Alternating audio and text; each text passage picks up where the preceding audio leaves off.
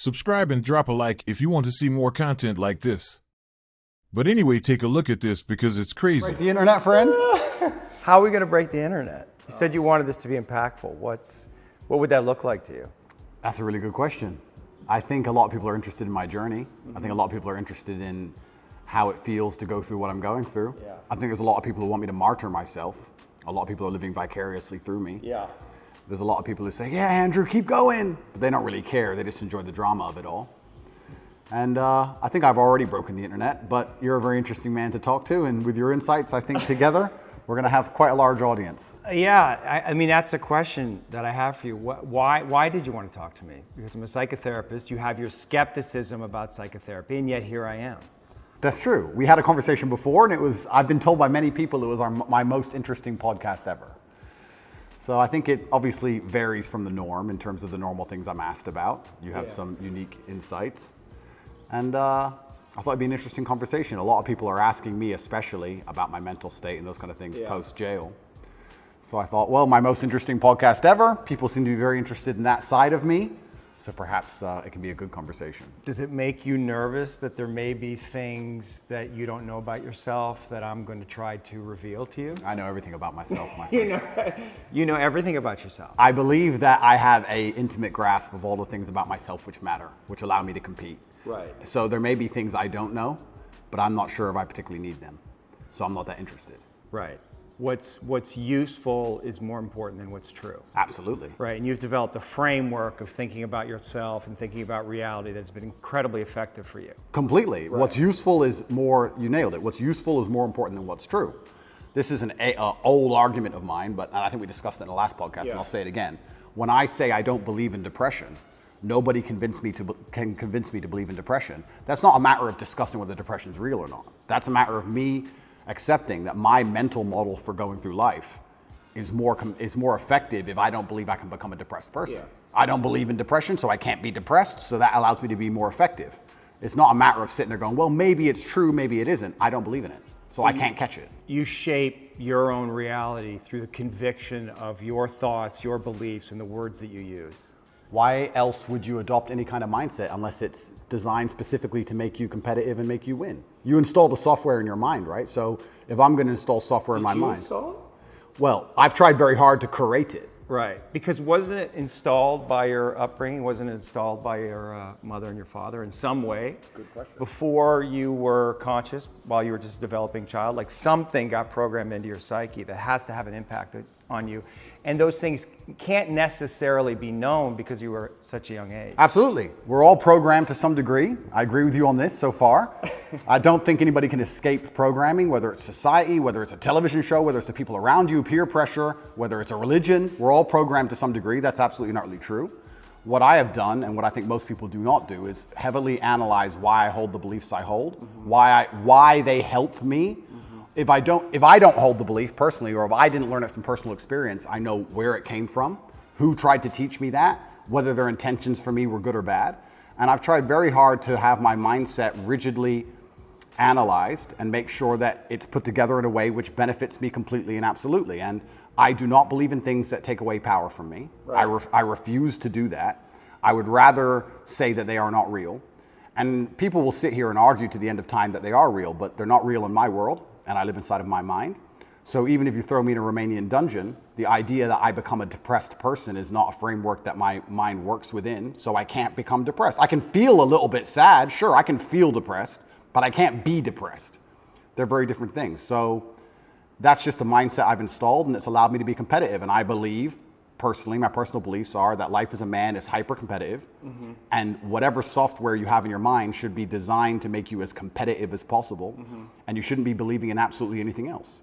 So I've tried very hard to make sure all of my worldviews and all of my experiences and everything is curated and aimed in a direction which is going to allow me to be a fearsome competitor in all realms of human endeavor.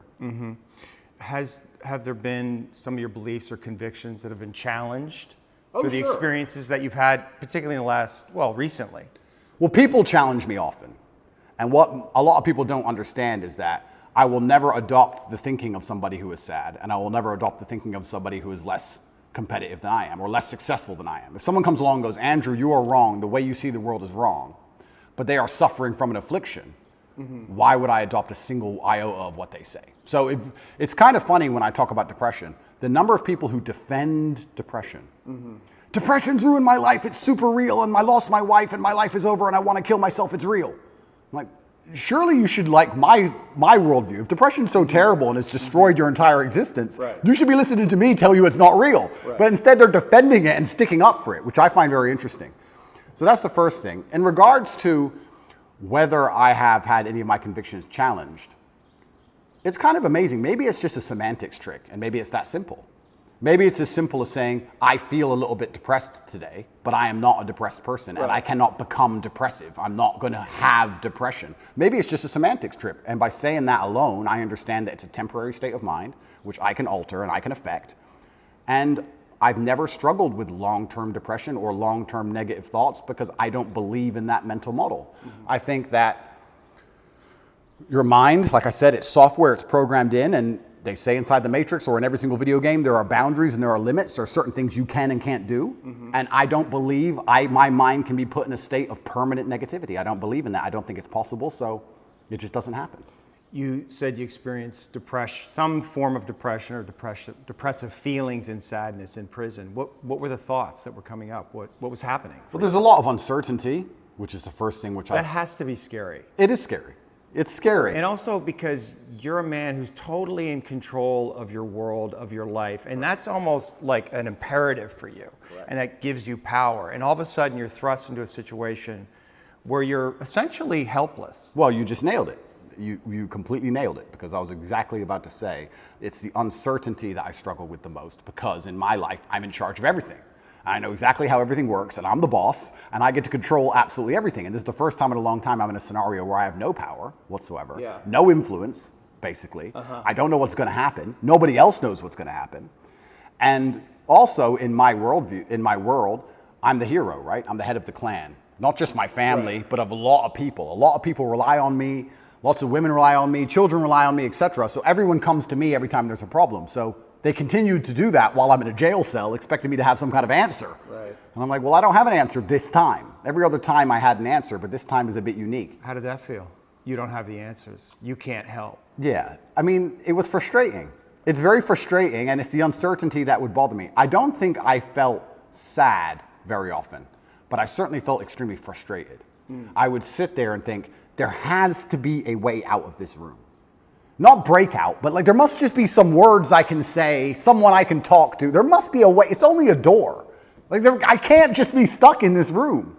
And it was hyper frustrating. Yeah, and the uncertainty of it is also scary, because in my situation, every 30 days they decide if they hold you longer or not. And I was encountering people who had been in there for years in my scenario. So. Well, the uncertainty is a form of torture, really. Oh, absolutely. Yeah, it's torture. It is torture. And it's designed to make you break. You don't know how long you're going to be there for. Nobody knows. You hear horror stories. You see other people getting out who have done worse things than you after a week because they've signed a piece of paper or admitted to something or whatever they've done a deal. And you're sitting there, and yeah, it's hyper frustrating. And I think you have two choices as a man. Often when bad things happen, I feel like you can maybe get depressed and sad about it, but the other outlet's usually anger or a form of anger. I felt like anger was more, in many cases, anger is more effective, I guess. It's more useful. You were angry in there? I wouldn't say I was angry, but if I started to feel negative, I could turn it into frustration or anger, which I could at least alleviate with 2,000 push-ups. It's better than feeling sorry for myself. I feel like if I had to choose one of the two outlets, deciding to use controlled anger was more beneficial than sitting around feeling sorry for myself. I don't ever believe in moping or feeling sad. So when I was at my worst, perhaps I was a little bit angry. But then again, I also think I do that in my normal life. If I'm honest, I don't think anger is a necessarily bad thing. I think that misdirected anger is a bad thing. I think if you get very angry about scenarios and you put it in the correct direction, you get unlimited motivation and you get a lot done. The water behind the dam, it can be destructive, but if it's pushing through the turbine, it powers the town, right? So if I wake up and I go, I want more money, if I can get pissed off enough about it, I can do 36-hour work days, right? So there's nothing wrong with being angry in my world as long as you are putting it in the correct direction. It's uncontrolled anger, I think, is a problem. Right, anger can be used as a fuel, and it's necessary. And from my framework, anger sometimes is a mask for pain. I'd agree with that. So did you experience pain in there? I know that's pain is a kind of an abstract word, but was it painful for you? Like, I want to know about your pain. Yeah, it's strange because I'm being as honest as possible. It's strange because I had this instilled sense of duty where even though I'm in a jail cell and I can't leave, and even though I'm cripplingly bored, I don't feel like I had time to feel pain, or I didn't feel like I had time to be a victim. You had nothing but time. No, I didn't have time. What are you talking about? Because everyone outside still relied on me. So when I would get on the phone, people would... Is that avoidance, though? I don't know. Do you keep busy? Do you avoid your feelings by keeping busy, being on the computer all the time? All the things I had to do still had to be done. Just because they threw me in a cell, it just made it more difficult, which means I have less time than ever because the difficulty's been increased. And when I would get on the phone, we wouldn't discuss how I'm feeling. I'd be worried about how everyone else is. They'd be like, how are you? Yeah, I'm in jail. What's going on with this? Are you okay? Are your bills paid? Are press hassling you? I was worried about fixing everyone else's problems from jail more than I was concerned about myself or my own mental well-being. And if I felt particularly, when I say pain, is an awkward one. I don't know if I felt pain because I don't feel sorry for myself, and I've developed this mindset of such absolute accountability that even though what happened to me I believe was unfair, and even though I'm completely innocent, I didn't think, why? I didn't think, why is this happening? I didn't think, why me? I didn't think, oh, this is unfair. Like, none of these things crossed my mind. I was like, this is garbage. However, you can't become the most Googled man in the world with every light has a dark, right? Like, let's be realistic about this. Yeah. I'm thrown in a jail cell. Do I belong here? No. But am I here? Yes. I was pretty logical about it. And I was like, okay, I've got a lot of things I need to get done. And I would feel angry if I couldn't get them done. But I don't think I felt pain. Now, I'll admit, I don't sleep very well since I've left. Why? I could admit Do you that. know why? I heard you say in one interview that you have nightmares. I do have nightmares, yeah. What are your nightmares about? I don't think they're about anything. I just have almost like an adrenaline rush out of nowhere while I'm sleeping, and I shoot up. I bolt awake. No thoughts, no memories, no real visions? thoughts, no real story. Fear. That's fear. I guess it is, yeah. So so let's just, you're dreams are a reflection of the unconscious. And if you're having nightmares, there must be some unresolved fear that wants to get worked out. I believe so, but then also, I love the idea of that. Of having unresolved fear. That sounds like the most interesting thing in the world to me. If someone were to say to me, Andrew, take this pill and your unresolved fear will vanish, I would say absolutely and utterly not. That's not fun. The fun is there's something in my mind which I don't have complete control or complete understanding of yet, and it's not detrimenting my day-to-day life really. Okay, I lose a bit of sleep, but this sounds like an interesting journey. It sounds like I'm in a new level of the video game and I've been thrust into a dark forest and I get to do something brand new, and I'm really genuinely not worried about it. You're not, you shouldn't be worried about it. It's just where you are. I'm not worried about it, and I'm also not like, oh, I need to fix this. I don't care. I'll have nightmares, and I'll wake up, and I'll either go back to sleep or I'll continue to work, and that's life. Maybe life will keep giving you situations in which you'll have to confront that fear to resolve it. Why would I want to resolve it? Well, because... I mean, if I'm really that tired, I'll sleep. No, but fear creates distortions in our mind, right? I mean, fear is the seed of evil. Right? And so we want to know what we're afraid of, because if we block our fear, we're susceptible to bad actions, right? And fooling ourselves about what they are, rationalizing.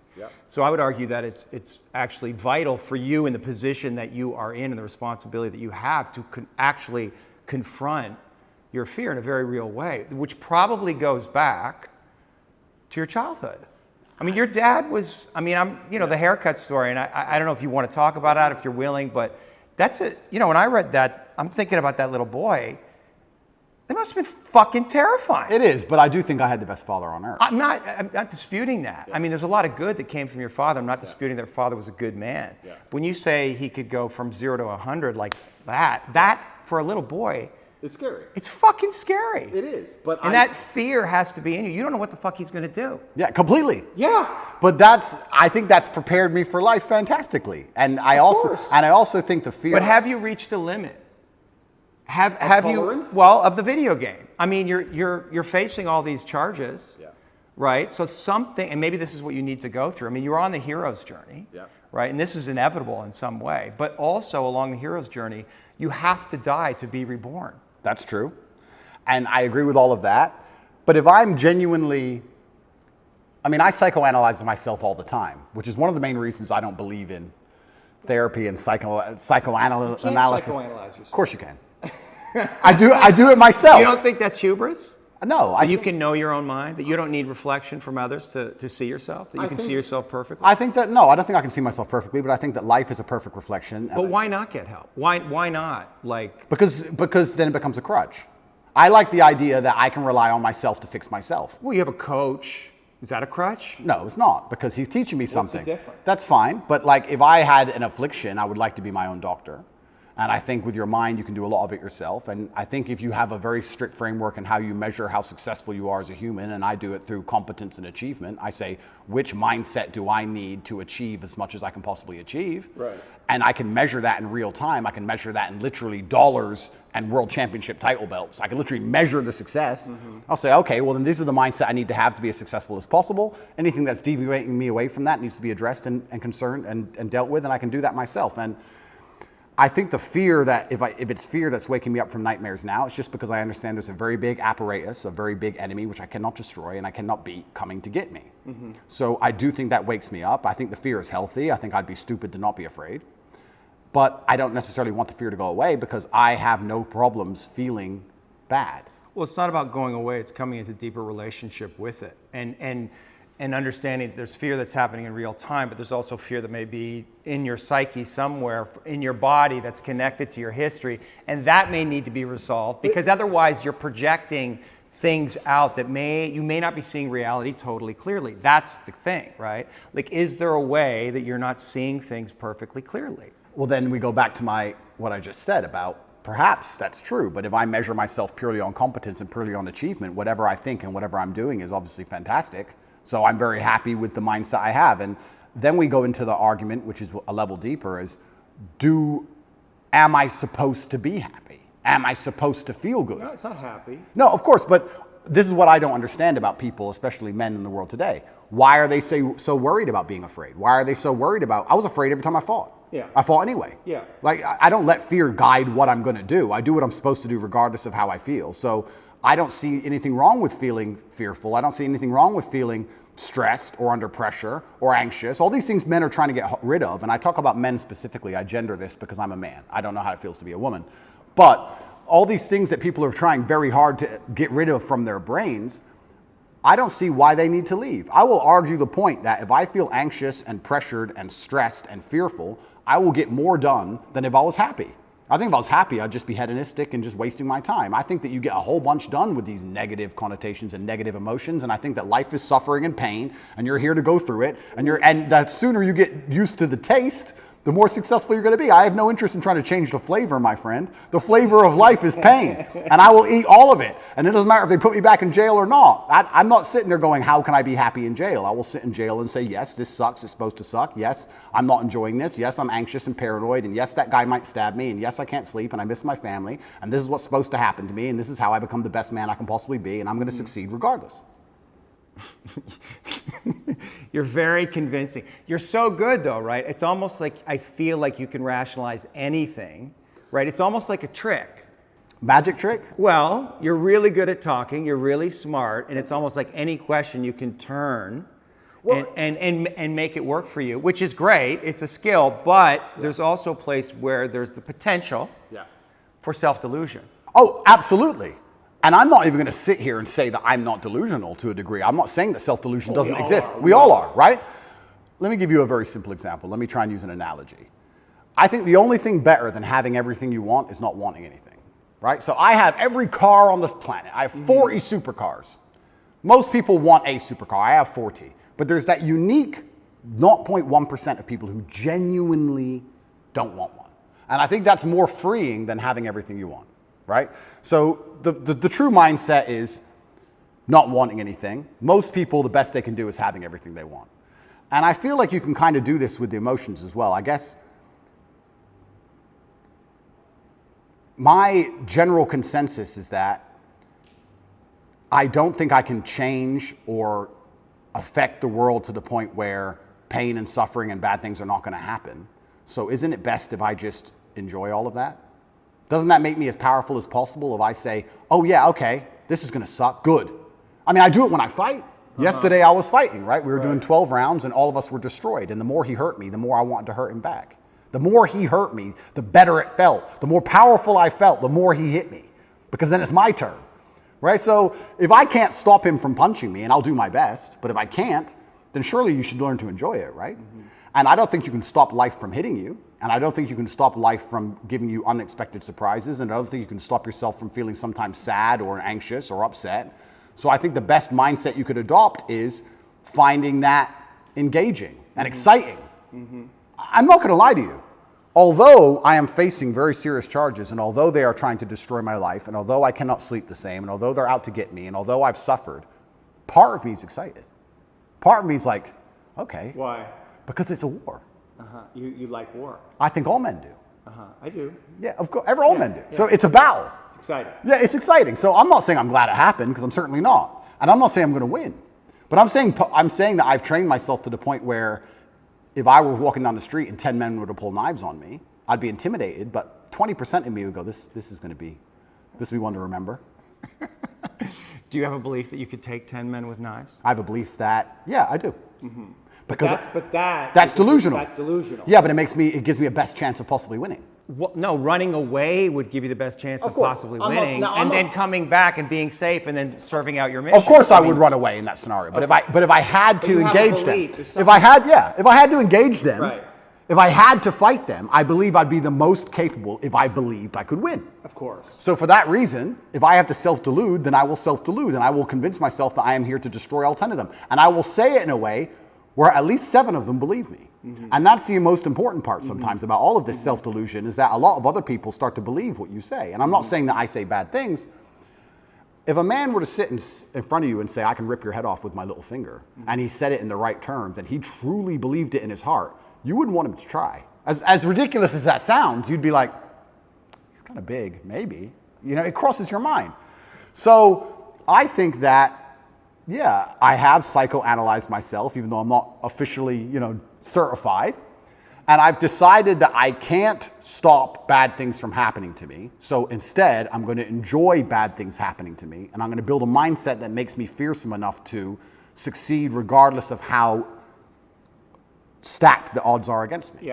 Yeah. And I appreciate your mindset, and it's well thought out, and it's useful to you. And so I'm just pushing up against the places where I think there might be contradictions. I like to hear it. Yeah. I like to hear it. But like I said right now, I'm not a coward. And I want to make this very clear. I'm not a coward. I don't care if I don't sleep again for the rest of my life. I refuse to take any fucking pill, and I refuse to sit and have my mind altered by anything I do not control. I don't care if I have nightmares for the rest of human time. Right. As long as I'm in charge of my mind, I'm in charge of my life. If God decides that I don't need nightmares anymore, I'll fathom out how to stop it. If God decides I need to wake up in the middle of the night in a sweat, fearful or afraid they're coming to get me, then that's God's plan for me, and that's what I'm going to deal with. I'm not a coward. I'm not afraid of any of these things. I'm not afraid of feeling bad. I'm not afraid of anxiety. I'm not afraid of panic. This is one of the things I think a lot of men out there struggle with, is they're so worried and afraid of bad feelings. And to me, that's just showing that you've had an easy life. Like, there's real people out here who are trying to kill you. There's people out here who put a knife in your neck. You're scared of what? Feeling sad? Who cares? Like, there's real problems. What are you worried about feeling sad for? Who gives a shit? I could feel sad for the rest of my life, and I guarantee, 1, nobody would know, and 2, I would be monumentally successful regardless. So why are we even talking about it? I have no fear for a negative feeling. I have fear for me not being able to provide for my children. I have fear for people who rely on me not being provided for and cared for, but I don't have I don't wake up and go, I'm worried if I might feel sad today. Who cares? Who cares? I can be happy or sad on the same day. Nobody notices, and the same things get done. The exact same amount of work gets done. Nothing changes. How are you making sense of what's happening to you? Is it God's will? Is it a co-creation? In some way, did you co-create this? Oh, no. Or are you just like a victim of the Matrix? No, I'm not a victim. So absolutely everything is, I believe. In some way you're a victim. Completely, but I believe in self-accountability. Sure. I could have prevented this. Well, how did you co-create this? If let's presuppose you did. I created this by being monumentally successful. Right. There's no light without dark. Equal and opposite force. But you said you were excited about it, so maybe there's some way you actually wanted this. I didn't want this. In fact, I had conversations with Tristan for a long time, and I kept saying Icarus to him. When I would decline, I would decline certain podcasts. I would decline meeting certain famous people. I would decline talking about politics. I would decline things, and I would keep saying Icarus. And he would say, "Why are you doing this?" And I just reply, "Icarus." Because I knew if I got too big that they were going to come for me. I knew that. So I tried to balance it, and I felt like I did a pretty good job, but unfortunately I got it a little bit wrong. My fault. I got it wrong. I put myself here. But I also don't believe that there's any light without dark. It's yin and yang for a reason. I don't think that I can just become the most Googled man on the planet and become monumentally successful and make hundreds of millions of dollars and nothing bad's going to come from it. I think that would be hubris. You just used the word hubris. It's a fantastic word. I think it would be stupid for me to sit there and go, I should be able to do all of this good and have a fantastic life and there's going to be no repercussion in any form. I knew this was coming to the point where I literally sat with Tristan about 3 weeks before it happened and said, we're fucked. So why did it happen? It happened because I became monumentally successful and I became monumentally influential and the world is a battlefield. You did create it. In some way you co-created it. Like you knew this was going to happen. And so there may be some way unconsciously you wanted it to happen. Like if you're on this hero's journey and you're living this big life and you have a big vision for yourself. I mean, you know, you bring up guys like Genghis Khan, and I think that's kind of appropriate because in another era you probably would have been one of those cats, right? So now we're here, and maybe you need this in some way, need this test to really feel yourself, to know how strong you actually are. I mean, I know what you're saying. I don't think I need the test. I do feel like I need to tell the truth. I do feel like What's the truth? The truth is, well, the truth about the Matrix? yeah, The lies? what I believe, and I do believe that I have a responsibility because of my massive platform. Yeah. And I do believe that the responsibility is for me to do my best to educate people in a way that's going to make them happy. And I know I could have sold my soul 1,000 times, and I know I could have avoided this, and I know I could have not said certain things, and I understand all of that. I wasn't looking for a war this large. I wouldn't say I was looking for it, but I wasn't ignorant to the fact that it might happen, and I wasn't afraid. You didn't do anything to avoid it, though. I did a lot to avoid you it. did? Icarus. I must have said it 1,000 right, times. right. I could have made it much worse. Yeah. But I was never afraid of it happening. I think there's a difference between knowing something bad might happen and taking the calculated risk and going, this is my journey for truth and this is what I believe is what I should do, and being afraid of something. Like, I understand if I go into the ring, I might lose. But I do believe 93% chance I'm going to destroy him. Well, and you want the fight, either way. I guess so, because how else do you matter, right? That's my point. And I'm not saying that I'm glad I'm being persecuted for false human trafficking inside of Romania. I'm not saying that at all. But I'm saying that... Yet, on the other side of this, how strong will you be?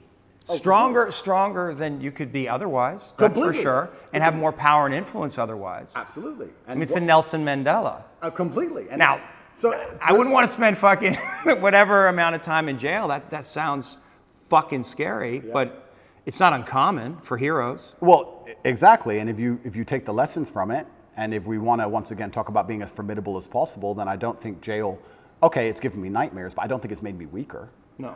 And it could have easily made me weaker. I could have gone through the exact same experience with a different mental model and emerged weaker. I believe I've emerged stronger, regardless of the fact that I have nightmares. I didn't have nightmares before, now I do, but I still see myself as a stronger person.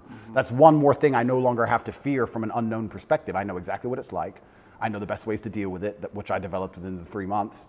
And if they put me back, I know what I'm going into. So that's a unknown area of the map explored. Yes. And I don't want to go, but I do believe that I'm more powerful than ever. And you have to find the good in it. That's absolutely not for sure. But I don't think I want to be very careful. I don't think I was looking for this fight. I'm finding the good in this fight. I believe that my fight actually has far-reaching repercussions for society now. I think that however this plays out is going to affect society in real time. I wasn't looking for it, but I was never... Did you attract it in some way? Well, if you are a force for good, then the evil is going to attack you, isn't it? And I do genuinely believe this is the battle of good versus evil in the world today. I believe that truth is always going to be on the side of good. I am religious. I believe the things I say most people knew were true only 10 to 15 years ago. I don't think they're radical ideas. And I think that there is an evil force in the world which is extremely deceptive. And they are out to try and silence me. not because what I say is wrong. It's in fact because what I say is right. I believe the reason I have so much influence and the reason so many young boys listen to me and pay attention to me is because I say things that are true, that they know intrinsically, evolutionarily, inside of their bones as true, that I say things which work. People often wonder why my fan base is so feverish, why my fan base is so dedicated. Well, if they listen to me, it's the first time they ever feel good.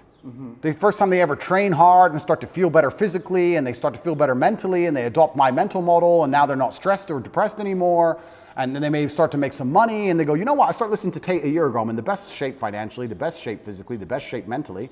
Tate's the man. So they're hyper dedicated to me. And yeah, I mean, there's going to be a negative to that. I want to make something clear. I've been brutally aware of the fact that all of this might blow up in my face for a very long time. I've not been ignorant to that. And I think that's why jail didn't cause me pain. Because I wasn't in jail like, how did this happen? I was in jail thinking, they got me. I knew it. They've been after me for a long time. I knew they were coming. And I don't know if that's a coping mechanism, but I was saying on every single podcast before I went to jail, they're going to try and put me in jail. I knew it. Right. You said that there's a light and a dark. Is there darkness in you? I mean, there must be. There's darkness inside of everybody. Right. And do you know that part of you? Are you in relationship with it? Do you think about it? That's a good question. First, I have to identify what would the darkness in me be. Well, let me present something to you, because I stood up for you after you got canceled off social media, and I have a lot of female clients, and they had questions about that. I mean, they know me and they trust me, so they're curious. Yeah. But one of them said, "Well, you know, Andrew he's out there saying that he's helping all these young men, but in the beginning, he made his millions in some level exploiting these very men." Okay. That's the frame that they were thinking about it. And is there validity in that, in what they're saying? Because I didn't know how to answer that question. I don't think I exploited the men. I think I exploited, maybe I did exploit the men, but let me change my answer. I don't think me not exploiting them would have prevented them being exploited. I think these men were out to be exploited regardless, whether I did it or not.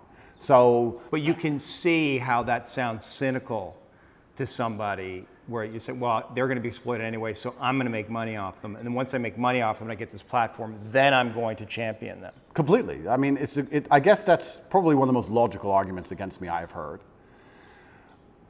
Then we have to argue whether I was really exploiting them, which is another argument, right? Absolutely. Because a lot of these men, the only reason they didn't kill themselves is because they had an online girlfriend. Sure. So I actually think that webcamming and girls as a whole is closer to therapy than it is porn.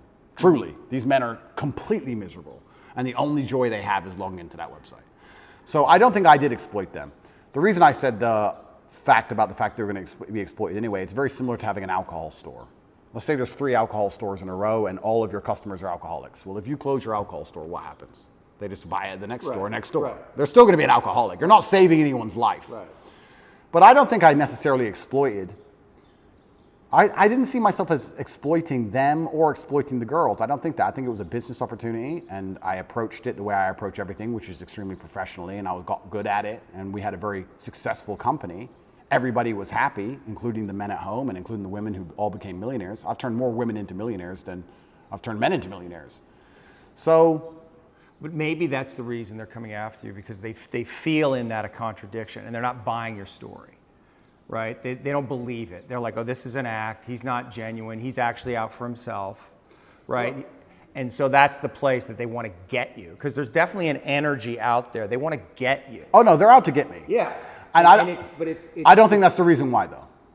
Well, depends who we're talking about. Yeah. But we're talking about the Matrix. I understand why and you've talked about that a lot in podcasts. We could talk about that, because you are speaking a lot of truth, and you're confronting all the lies in the culture, and you're speaking against the most powerful forces in the world. But individual women, let's say, they're going to look at what you're doing, a lot of them, and a lot of them, they're completely insane, and they're looking at these little clips, and they're distorted in their own feminism, and maybe unconsciously they can't reconcile to the fact that they would actually want a man like you. I think that's a lot of what's going on. It's like projection. I'd agree with that.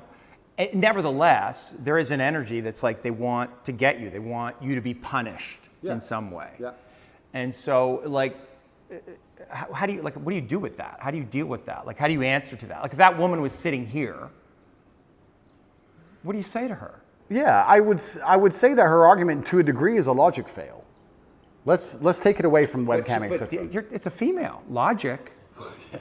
Don't be a misogynist. There's your blind spot right there. Don't be a misogynist, but that's like saying because Well, it's not misogyny. You know? no, of course, but that's like saying because you've ever eaten a steak, you don't care about animals. Right. Effectively, Right. what she's saying is because he had a business in which some man may have felt exploited at some point, he doesn't care about humanity, which is a logic fail. Yeah, So, I understand. So that's not valid. What I have found in my experience often is that many women who seem to dislike me after they meet me don't dislike me anymore. Mm-hmm. I think the energy which they find repulsive over a screen or affects them emotionally over a screen, they end up liking in person. I think hate and love are actually very close to each other. And I've had women who scream how much they hate me at the screen, and then they meet me and they're literally in love with me. Well, you're a nice guy. Of course. So I've yet to meet a female in person who dislikes me. And I would love to talk to these women. I think that'd be the best conversation ever. I think it'd be the best podcast on earth. Yeah. But they are out to get me. They're certainly out to get me. I think that the fact that I'm so assured in a lot of my convictions, they find very threatening. People in general now seem to find it threatening when you're the kind of person who says, no, it's this way. And they say, oh, but the news said it's that way. Don't care. It's this way. And they find that ignorant, but it's not ignorant. I think it's just assured in your convictions, and they find that threatening, very threatening. I think that there's a lot of people who find me threatening, not because of necessarily what I say, but just how sure I am in my convictions and the way I present myself and in my monumental success. They find that overall threatening, the same way a rabbit will find a tiger threatening. It doesn't know why, it's just like, it just wants to run away from it. So is it incumbent on you then change the way you're delivering the information so more people can hear it? No. No.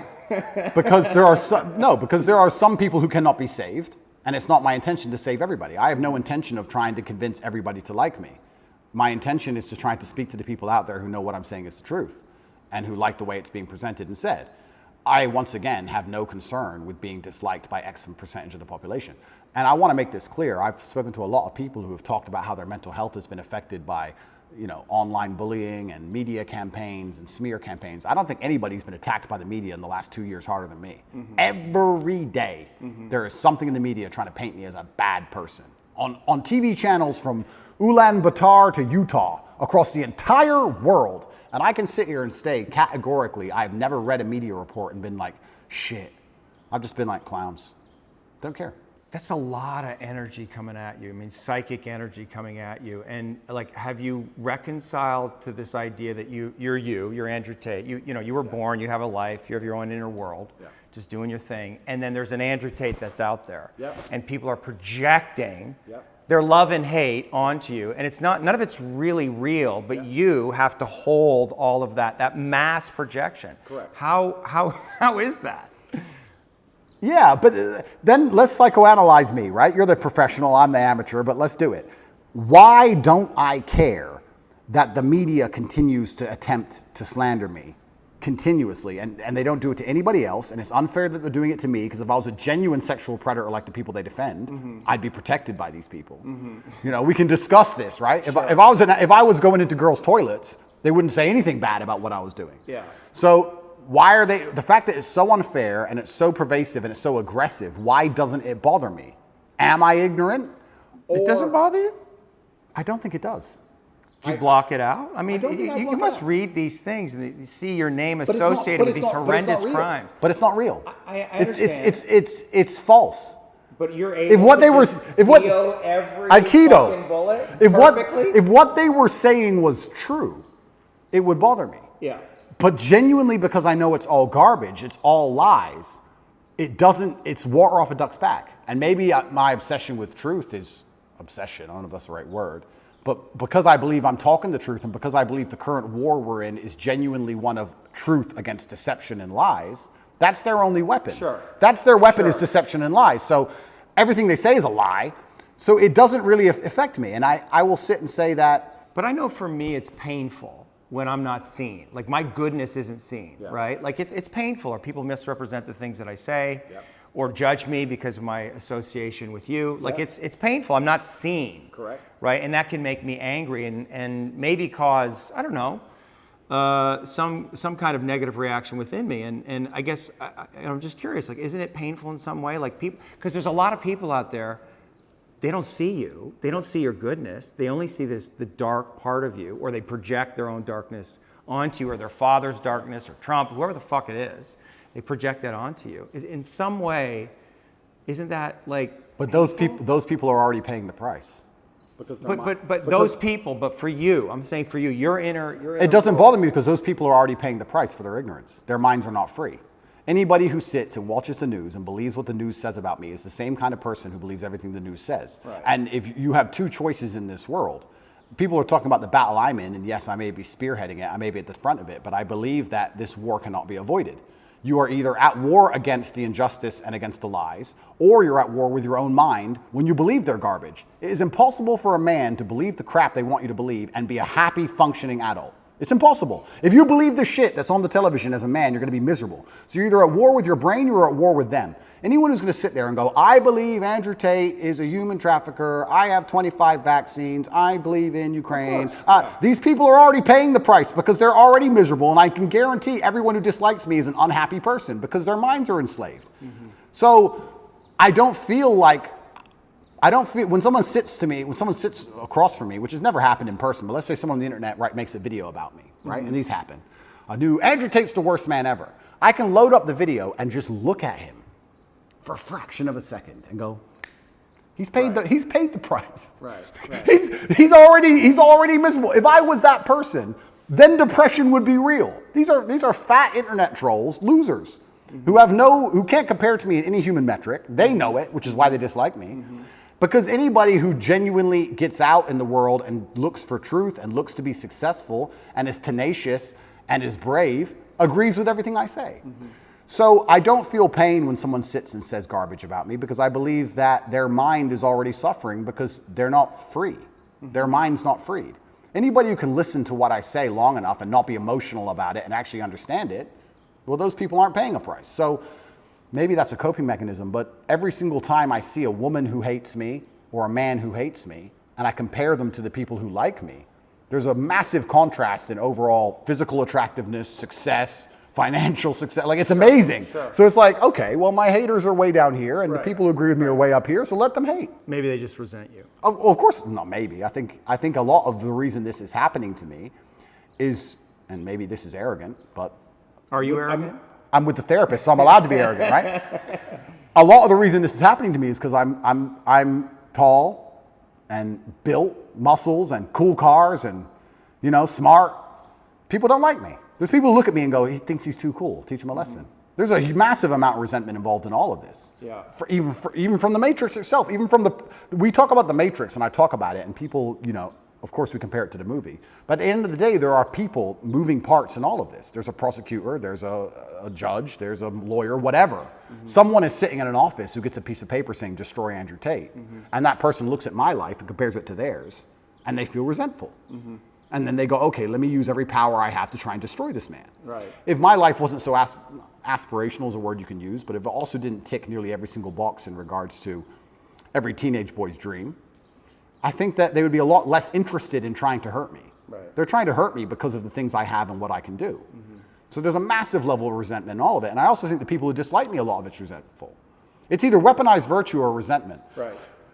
Especially weaponized virtue. Let's talk about that. Because whenever I have a hater online, it's funny, people who hate me in person are very respectful to me. It's very strange. Isn't it weird how the bottom line of humanity is always going to be physicality? When they meet me, they shut up. Sure. Keyboard warriors are very tough. Of course. But online, it's very hard to say I'm stupid. It's very hard to say I'm not successful. It's very hard to say I'm fat. It's very hard to say I'm ugly. It's very hard to say I'm not charming or I'm not charismatic. It's very difficult to attack me with anything other than the fact I'm a bad person. Mm-hmm. He's all these things. He's perfect in nearly every metric, but he's a bad person. Yeah. Right? So how do you do that? Well, you take a virtue and you weaponize it. Misogyny, homophobic, whatever it is. They pretend they care about the subject when they don't. And they put it into a bullet and they shoot it at you. And it's weaponized virtue. It's not genuine virtue. These people who are saying I'm a misogynist don't care about women or care about combating misogyny. They just want to try and hurt me with it. Yeah. That's the first thing. Or the second thing is genuine resentment. Yeah, I remind them of the guy who picked on them in school. Yeah. Or the guy who fucked their girl, took their girl off them. And they don't like me for it. But that's not my problem. That's their issue. Are you defensive? Is that like a defensive posture? Is the way that you can be? I really want when I talk. Are you open to these people? No. And when I talk to you, I They want want you to be open to them. This is what I think it is. It's like you are the man. It's like you are the daddy. It's just like, why are you being so mean to me? Why are you fucking yelling at me? I want you. I need you, brother. Like, show up in a good fucking way. Where are you? Like, that's what's going on for them emotionally. Perhaps. Yeah. And So do you have a responsibility in that place to transcend the place you are in to really fully realize your leadership? You know what I'm saying? That's a very good question. And when I'm talking to you, I want to be as honest and vulnerable as I've ever been. I'm trying to be as vulnerable as I can be. You're doing great. But also, so let's talk about these people who resent me the most, or these people who disagree with my message. What's the it most. like for you to be vulnerable? What's that word even mean to you? How do you relate to that word of vulnerability? That's a really good question. I don't know. I don't know how I relate to the word vulnerability. Well, you are vulnerable. I You feel- can't put yourself out in the world like this to be seen. That is a vulnerable act. Getting into the ring with another fighter where he might kick your ass, that's vulnerable. That's intense vulnerability. I think emotional vulnerability, nearly at every form, at every level, is basically a form of manipulation. So Maybe that's just how you experienced it growing up. perhaps Was your mother emotionally manipulative? No, but if a girl cried in front of me, I believe she'd be trying to get an out. I don't think it's just because she feels bad. I think it's because she's trying to get a reaction from me. And I think when men cry to their wives or whatever, a lot of it is trying to inspire sympathy from her. I think a lot of emotional vulnerability to a degree I would argue that is all manipulation. Like then that would indicate that in some way that you are manipulating. We all manipulate each other. Well, that's what I'm saying. So if you're seeing manipulation in others, that must also exist in you. And I guess that's the question. Is there a way, right? Like, can you actually not be manipulating? And manipulating is a strong word. It has a negative connotation, but like in some sense, trying to control. Because one of the things that I find in this conversation, right? It's like, I mean, I actually think you're going along with my line of questioning really well. Like, you're not trying to control everything, but there is a way, right? That you have a tactic. You're trying to control things. You're trying to get away from something. You're trying to control the conversation on some level. Of course. But what if you gave that up? Well, okay. Give it up. Give it up. I'm trying. I'm trying to be as vulnerable as possible. But when But just the idea of it, right? Like, what would happen if? let's do it. I'm trying my very best.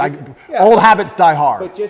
But don't worry about the result. Just ask yourself the question, like, what would happen if you let go of trying to control everything? Just feel into what that would feel like. But that goes back to the point about what vulnerability is, because I don't think humans are as emotionally incontinent as they pretend to be. And I believe that when you truly feel pain or truly feel trauma or something really bad happens to you, the result to that is usually silence. I don't think you talk very much at all. So people, you ask me, what is it like to be vulnerable? Well, to me, that's not crying. That's not... I think when anyone's doing that, 99% of the time, it's a manipulation tactic, I believe, personally. Maybe that's just my personal experience.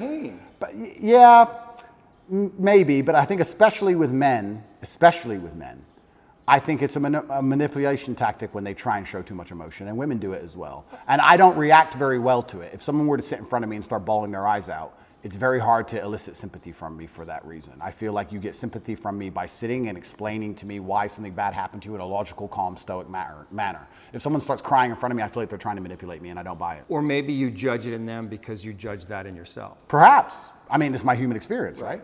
And it's my bias. Right. But I'm trying to think of the very few scenarios in which I would ever cry. And I'm thinking, would it genuinely be because I feel so much pain, or if I think it could benefit me or help me? Would I be trying to manipulate somebody? Now, that's not something I'd ever do because it's not my personality and mental frame. But crying is just a physiological reaction to express pain and grief that allows us to release this and to come back to homeostasis. It's manipulation. It's just, well, it can be. It's don't attack me but anymore. it's also a physiological response. Oh, completely. But it's don't attack me anymore. It's I'm the victim, don't attack me Can anymore. be. Yes, I cheated on you. It's a shield. And so when we talk about what does vulnerable mean, I feel like I'm being vulnerable now when I'm explaining things extremely logically. You are. That's as vulnerable as I can be. I cannot be the kind of person who's going to cry. But once again, this is my mental model. I haven't instilled. But is that what it means? Vulnerability, cry? I guess vulnerability. What about admitting your weaknesses? I'll admit my weaknesses What right are now. your weaknesses? Then this is so interesting because I will tell you. No, it is because I'll tell you I'll admit my weaknesses, and I will. But now I have to try and identify some because in my mental framework I don't have weaknesses. Right. So now it's like, okay, I am prepared to admit where I'm weak. Where am I weak? Well, I've tried so hard for so long to make sure I'm not weak anywhere. And if I am, I've compensated so heavily in some other way, I don't fail. So it's like, where am I weak? I'm that guy who does not fail. It doesn't matter what scenario anybody's life is in. It doesn't matter if you get dumped into jail. It doesn't matter if you're going into war. It doesn't matter if you're bankrupt. Whatever it is, if someone says Tate's on your side, you feel good. Oh, Tate's here. Ah, Tate, okay. Yeah. He can't even swim, but he's here to he's the lifeguard. Tate doesn't fail. I can swim, but it's an example, right? So I do not fail ever. So it's very hard for me to identify weaknesses because I feel like they've all been ruthlessly, I think I've rooted out any weakness or I've compensated so heavily so long ago. I don't see myself as a weak person. I don't see myself as a person who can fail. People said to me in jail, how did you handle that? What else can I do? Not handle it? What does that look like? We're gonna bang my head on the wall like a dummy? Am I gonna have a breakdown and just be a pile of mush? All you can do is handle it. So we're talking about vulnerability. I'm being as vulnerable as I can, but I can't even honestly sit here and tell you a weakness I have because in my mind I have no weaknesses. And perhaps that's delusion. Perhaps that's perhaps it's delusion. Yeah, but a useful delusion is what you're saying. It's brutally useful. Yeah. And when I teach this or when I talk about this, there's a lot of men who perhaps want to adopt it, but the mistake they make is they don't have the real world experience to back it up. I don't want people to be completely lose their minds. Yeah. We're not talking about that, but we're talking about the fact that I can name so many scenarios in my life where I was supposed to fail and I did not fail. It's brutally realistic, it's brutally logical, it's built on competence, it's built on real world accolade and achievement. Everything I've ever wanted, I have achieved and I have gotten. I have never failed at anything I've ever wanted, ever. So how am I going to wake up and say, oh, I've got this weakness, that weakness, when I have a 100% success rate? 100%. There's never a girl I wanted I didn't get. There's never a car I wanted I didn't drive. There's never a scenario where I said, I want to get through this, I didn't get through it. I've never failed. So of course I'm going to sit and say, yeah, I would love to tell you my weaknesses. I can't think of any. I don't know. Right, but are you being humbled right now? Is this whole series of events humbling you? It's taught me things I already knew. I know you can't be bigger than a justice system. I was saying Icarus for a reason. I knew they would come for me. I know I'm only human. But you're not do you? I do. I'm just a very good one. I'm just a very good one. Is there somewhere inside you a belief that you're invincible? Like you can't get got? Because that is a dangerous fucking distortion. No. I wouldn't have been saying Icarus for that reason. right. I'm actually far more cautious than most people would believe. I err on the side of caution. You're tactical. I'm very tactical with all of my life. Even the security I organize, the places I stay, where I go, I'm extremely tactical. I don't believe I'm Superman. I just believe that I do not fail. And because you have no weaknesses, doesn't mean you can't lose, right? You can be strong in all realms and still lose. There are world champion boxers who have no weakness. They do everything right and they lose fights, right? So I'm not saying I'm invincible. I'm just saying if you ask me to name my weakness, I can't think of one. What should we ask the guys? Sure.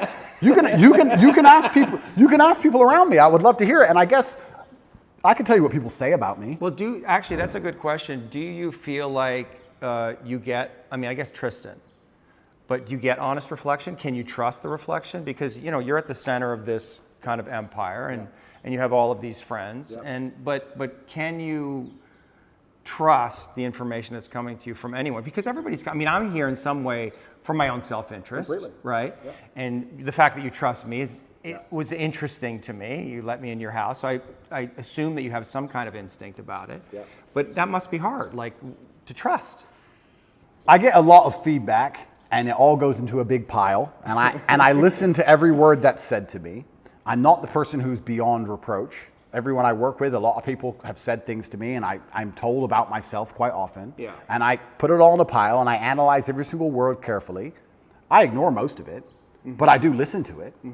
And I guess the number one bad or negative thing that people will say about me who know me is they may say I'm very insensitive. I hear that sometimes, usually from women. You're insensitive. I'm insensitive because I think once you become a ruthless problem solver, you come across to a degree as insensitive. We have this big issue and everyone's crying. Okay, stop crying, fix the issue. Right. You have to be insensitive. Okay, what are you crying about? Let's fix that. Right. Well, But you know that's wrong. Well, a lot of people want to vent. They don't want to fix the problem. They want to Well, cry. they just need you to be with them and say, I and then- understand, and here you yeah, are, exactly. baby, I love you. Completely. You're rolling your eyes. Yeah, but I'm that's what I'm saying. So when you become a ruthless problem solver, Right. you become to a degree insensitive. Now there are some scenarios which that doesn't work, right? There's some problems you can't fix. The death of a loved one, that's different. Yeah. But if people are crying about something which is very fixable, it's very difficult for me to be interested in their crying. And I'll tell you why. Because if I have a set standard for myself, if I wouldn't allow myself that luxury, it's very hard for me to give it out to everybody else. If I don't allow myself the luxury of being incompetent because of an emotion, then it's very hard for me to look at others and go, well, you're allowed to be incompetent because of your emotions, and you're allowed to be incompetent because of your emotions, and I'll just deal with the struggle of never being incompetent ever, regardless of how I feel. If I have standard for myself, I'm going to implore my standard or imply my standard on others. And if they don't meet that standard, then they're going to call me insensitive. What would you have to give up to become more sensitive, particularly to your women? I'm a very sensitive, romantic, nice man. Yeah. In general, I'm actually a romantic man. I get called that a lot. No one calls me cold. Right. It's different. You're loving? Completely. But when it comes to problems especially, Right. can be You insensitive. default to problem solving. Absolutely. And that's not what they want. What's the They issue? want you to just understand and hold them. They and want to listen. cry about the problem a while. And time is time is money. Time is money. I'm like, okay, yeah. Boom, boom, fixed. Right. No, but you don't understand. I do understand. Now it's fixed. Shh. Next. Like, Right. I think that's just competence. And I think that's genuinely, I think most men are kind of like that. Perhaps I'm just hyper like that. Yes. So I get called insensitive sometimes. What else do people say negative about me? This is Are interesting. you arrogant? Well, the difference between arrogance and reality is just competence, isn't it? Say that again? The difference between arrogance and a healthy grasp of reality is only going to be the competence of an That's individual. one way of looking at it. But If I can kick the fuck out of everybody, for example, and I say I can kick the fuck out of everybody, am I arrogant? Not necessarily. It depends on the kind of energy of it, right? But I mean, one might say that arrogance hides insecurity. Like, are there places where you're insecure? That's another very good question, but let me think about this for a second and answer it, because these are questions I've never been asked before. But I don't, okay, so what am I insecure about? This is another point, and maybe this is a personality characteristic, which is interesting. I don't do anything I'm bad at, ever. Oh, like sing? Yeah, like sing. I cannot sing, so I will not sing. I'd love to hear you sing. I'm sure you wouldn't. But maybe that once again shapes my reality, because I refuse to do anything I am bad at. If I'm bad at it, I hire someone else to do it, or I find someone else who's good at it, and I offer value to them to do it. I don't do my entire reality. Why? Why? Because you don't want to. I mean, there's the things you're incompetent in and you have time, but like, because you're scared to look foolish or don't not think be good at something, think and it's people are going to see, oh, Tate's not so great at everything. No, I don't think it's emotional. I think it's purely logical. I'm thinking about my day. Every single thing I do are the things I am absolute best at. If I'll put boxing gloves on after this and I'll go fight and I'll beat everybody. I'll destroy everyone. And I think I only enjoy things that I'm good at. And I also think that if I have X amount of hours in the day, the way I can be the most competitive, most fearsome predator is to spend all of my waking time doing things I'm the best at and leave things that I'm not good at to the other people who perhaps are good at them.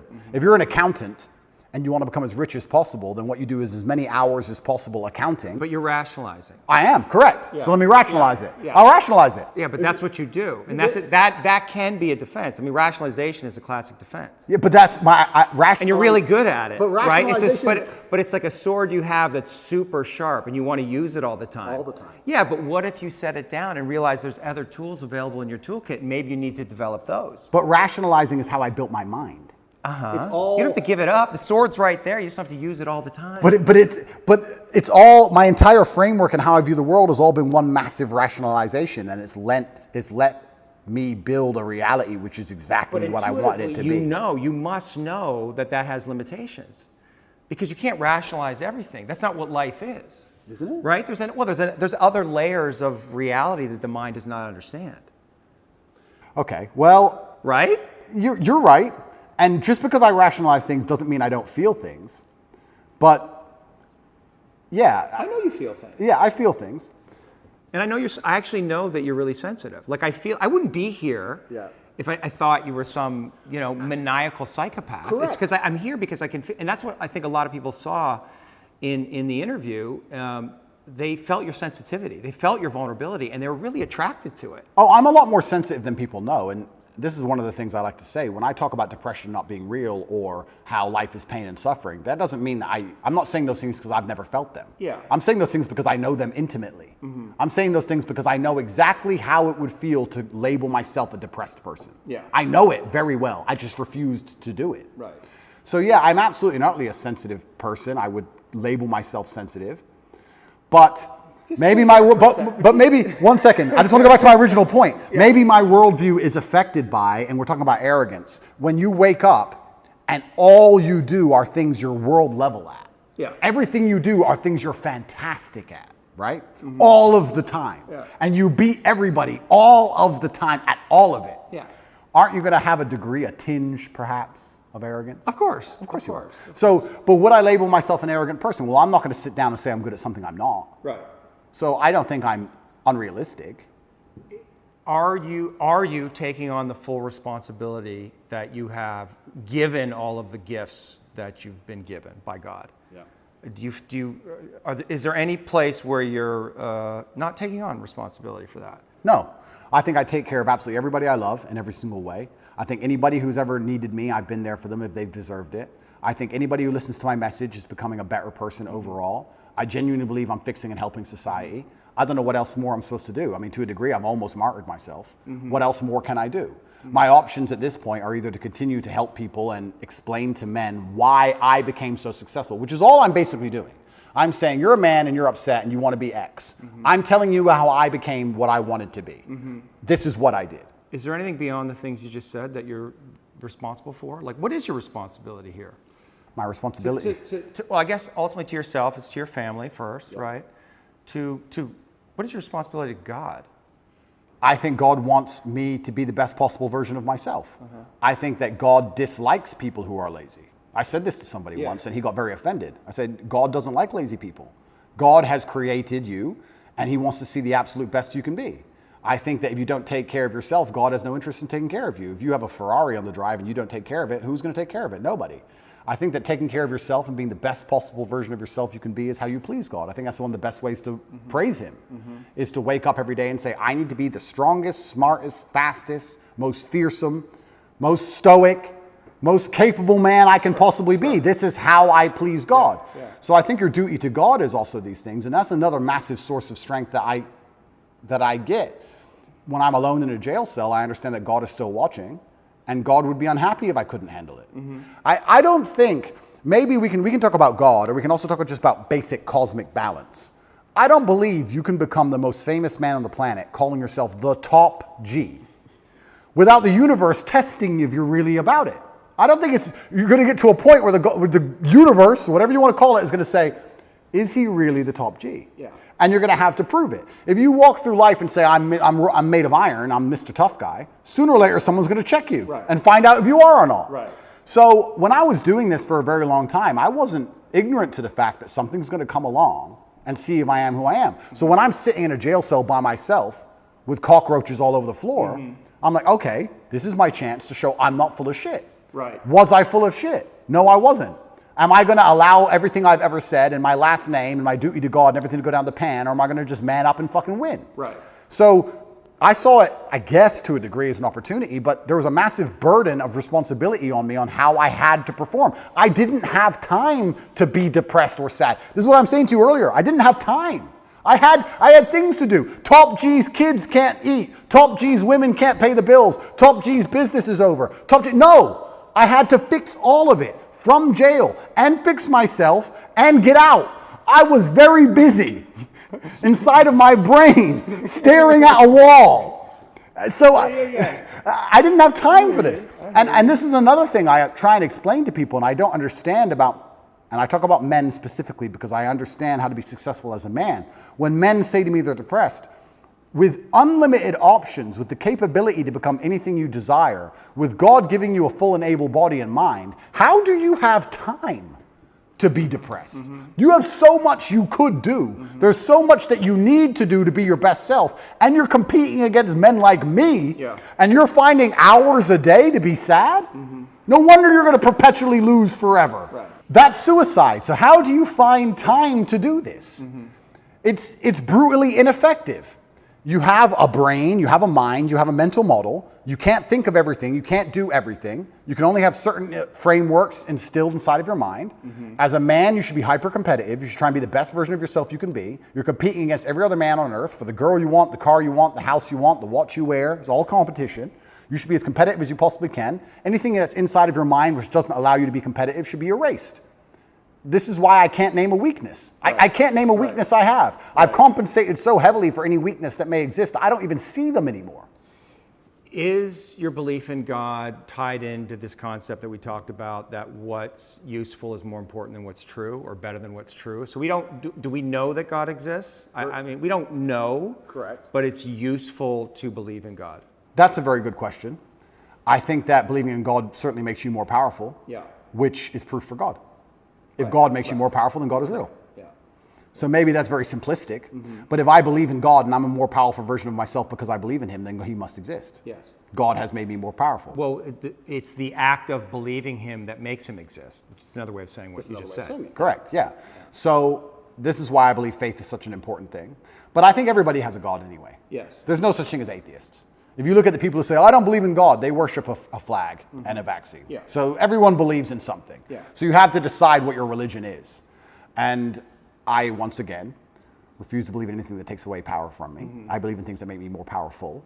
And I believe that believing in God gives you a new degree of strength. And I also think everybody to some degree believes in God. I don't care what anybody says. If you put anyone in that submarine just before it imploded, everyone would pray. Yeah. Everyone. Yeah. So it's ignorant to even say you don't believe in God at this point. It's interesting that you chose Islam, and I heard you talk a little bit about how you see God in Islam as kind of, you know, I don't know, harsh, but like firm and directional and clear, and this is right and this is wrong, which sounds a lot like your dad. Well, it sounds a lot like life. Yeah, like life. There's right and wrong in life. All this complete subjectiveness, this mush they're trying to create, is done on purpose to confuse us. Yeah. I like the idea of right and wrong. I like the idea of not having a choice. If you walk in, if you're hungry and you walk in to buy a sandwich and there's 100 sandwiches, it takes 10 minutes. If there's one sandwich, isn't life easier sometimes? Yeah. So all this subjectiveness and all this choice and all this garbage, sometimes when I'm like, okay, I want to be a good person, I want a framework to adhere to that makes me a good person. Well, this is very clear. Yes, no, easy.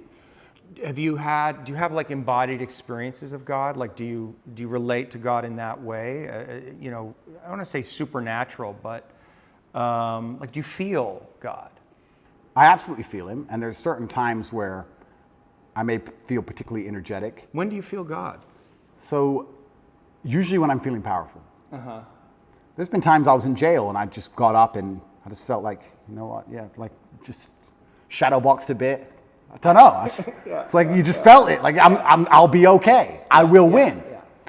I don't feel God when I'm sad or something like that. I think that the whole idea of spirituality, and I believe God himself, he wants the best for you. And it's interesting, how we're tying religion to my worldviews, because my worldviews were the same before religion. I guess before it was the cosmos, or just the way the universe works, or light, dark, yin, yang, etc. I still say these things, but now I attribute a lot more of it to spirituality, a lot more of it to God. And I chose Islam because it's firm, and I believe that I'm a person with firm principles. So I'm obviously going to liken myself, or I'm going to feel an affinity to a religion that has firm principles, because that's who I am as a person. I'm a person who's principled, yes, no, and I have no problem with people sitting with me and saying, what you're saying is bigoted or what you're saying is wrong or what you're saying is insensitive. I think Islam also has a similar issue. Yeah, I think you also chose the winning team. Oh, it's completely the winning team. I mean, It's the winning team because, and it's the winning team. And I didn't choose it because it's the winning team. It's just the winning team because it has principles. yeah, I agree. And unfortunately, when you have no principles, if you stick up, if you don't believe in it, if you have no hard line, if you'll accept anything, then you don't believe in anything. Yeah. As soon as you'll accept anything, then you have no hardcore beliefs. If you have any set of principles or you have any things you believe in, there's going to end up being a barrier, and the people who fall outside of those barriers are going to be offended by it. That's the reality of it. If you have a religion or a belief system that doesn't offend anybody, then it's not a religious or belief system. That's my view. So yeah, I chose the winning team because I think more and more people are starting to understand how important God is in society. This is the first time in human history we're testing society without God. And what do we have? We have evil. Yeah. We have Satanism. We have degeneracy. And I think that most people are starting to understand that God is really needed. When I was young, I used to make fun of Bible bashers. I used to make fun of them. Yeah. And now I'm like, we need more. Yeah. Where are they? We need more Bible bashers. So, yeah, and I guess I certainly feel more powerful since I've reverted, but I always felt powerful anyway. But I guess now, instead of just believing it's the cosmic nature of the universe, or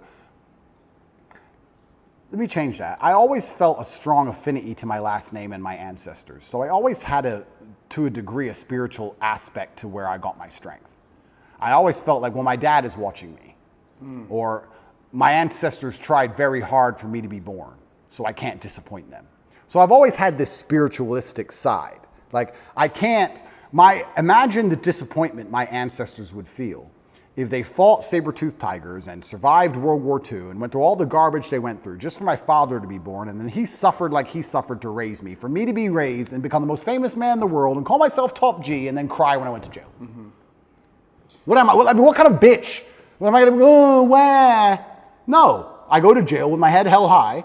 And if they put me in jail for the next 20 years, I'll walk in there with my head held high. And if anybody sees me, I'm not going to be a broken man. I refuse to be a broken man. It's disrespectful to everybody who ever died or tried hard for me to be raised, for me to emerge from this difficulty as a broken person. That's absolutely and utterly selfish.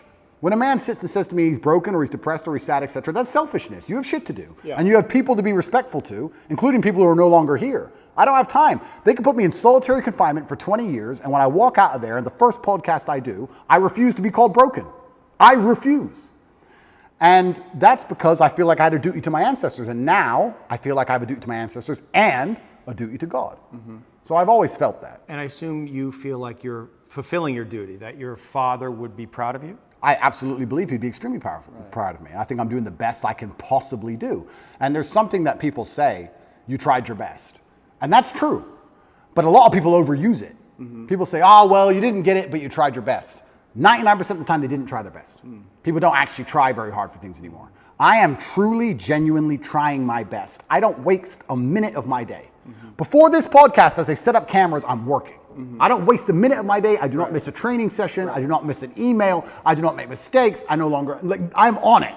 So I'm trying my absolute best. If I fail, for the first time in human history, then I failed. But at least I get the satisfaction in my heart of knowing I actually really tried my best. Most people don't get to get that satisfaction because they know deep down they could have tried a bit harder.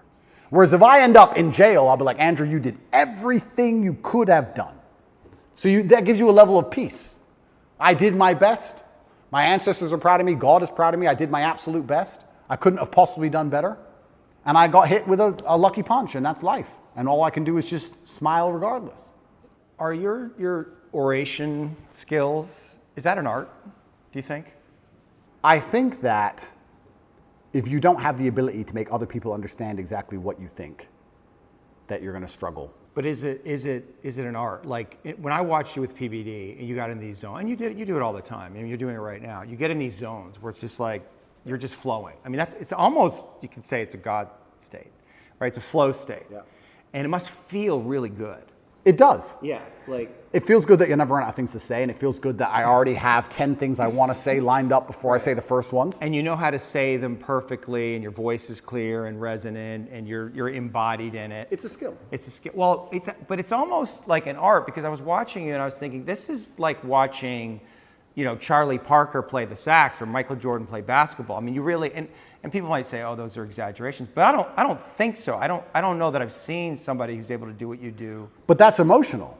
So we'll talk about how I'm actually quite a sensitive person. Yeah. I think the reason people believe what I say is because they can feel that I feel when I talk. Yes. And it's because I feel things. Yes. So I'm not a cold person at all. I'm just a person with a lot of emotion that I try and control and channel in the correct directions. But I think that, yes, it's a superpower to a degree. Well, I think that's why people are, one of the reasons that people are so drawn to you, because you let whatever wants to come through.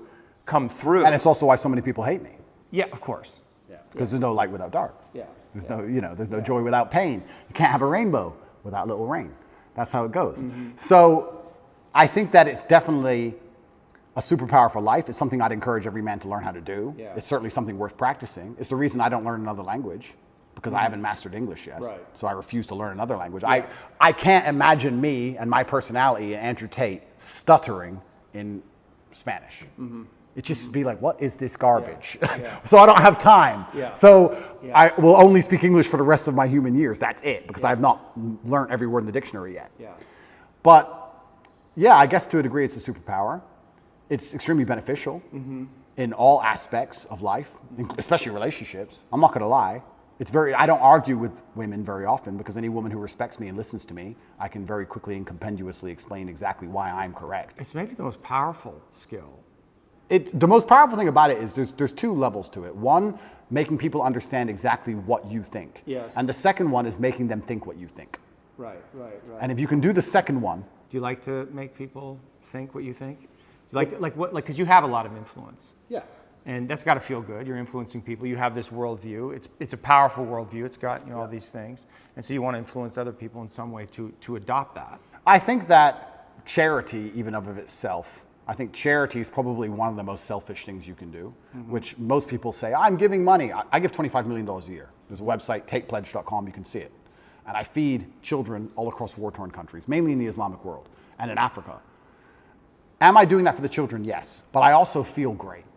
I feel good for doing that. Of course. Yeah. So it's not a selfless act. No, nothing selfless. Nothing selfless. And it shouldn't be. And it shouldn't be. That's right. So when I'm helping all these people out here, I'm not doing it because I'm some philanthropist. I feel good helping people and people sending me emails saying, you changed my life. I feel good about it. I'm not going to sit here and pretend I'm just Mr. Philanthropist and I just care about the world. No, I like helping people because I feel good about doing it. It makes me feel good inside, which is why I do it. So yeah, I use my power to feel good. And I think the easiest way to feel good is to make others feel good. I believe that humans exist that way, and I think that's why we're societal animals. Even in jail, when I felt my worst, my goal was to make someone else smile. Because if I can make someone else smile, I would smile. So on my worst days, I was my most charming, my most energetic, my most interesting, my most talkative. Yeah. I was happiest on my worst day because I decided that's how I have to be to stop myself feeling bad, because I decided. I also feel like, it's kind of interesting.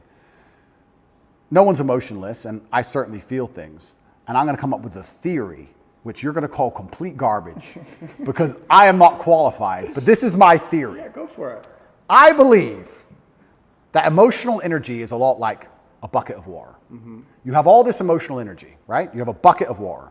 And then you have a bunch of different holes you can pour it down. So I believe if you wake up one day and you feel particularly depressed, you don't feel depressed. You just have a lot of emotional energy that day. Some days you don't have that much emotional energy and life is pretty calm. But some days you wake up and you have this big bucket of water, and the superpower is deciding which emotion you're going to put it in. Not to not feel the energy, but to decide which emotion you're going to put it in. And I think that's my superpower. I don't have the superpower of being able to stop myself feeling things. Yeah. I have the superpower of being able to choose how I use that energy and what I decide to feel. And then if you want to be hyper successful as a person, you have to be very careful to avoid the happy hole. Because happy is what everyone thinks they would choose. If you had this emotional energy and could choose any emotion, you'd choose happy. But if you choose happy, you don't get much done. What do you choose? I choose, if I had to choose how I wanted to feel all the time, I would choose proud. And proud means you have to work. Proud means you have to do things. You have to achieve things. If you want to be proud and be realistic, you have to do fantastic things. So my default favorite emotion is proud. Right. That's how I'm happiest when I feel proud about anything. Well, and the organism releases dopamine in the brain when we do hard work Which is and why I accomplish have to win. tasks. I have to win all the time. yeah. I love proud. To feel good. You do it to feel good. Yeah. I don't like happy. If I feel happy, giddish happiness like a child or like a females usually default to happy. They don't care how they get there. They just want to get there. Right. They just want to feel happy. Right. I avoid the happy hole because I think people who are desperate to only feel happy are the ones who are addicts, gambling addicts, drug addicts, drink too much, do dumb shit. It's all temporary, no delayed gratification. That's how you destroy your life, choosing the happy hole. So we were talking earlier about jail and how when I felt particularly bad, I'd wake up with a whole bunch of emotional energy.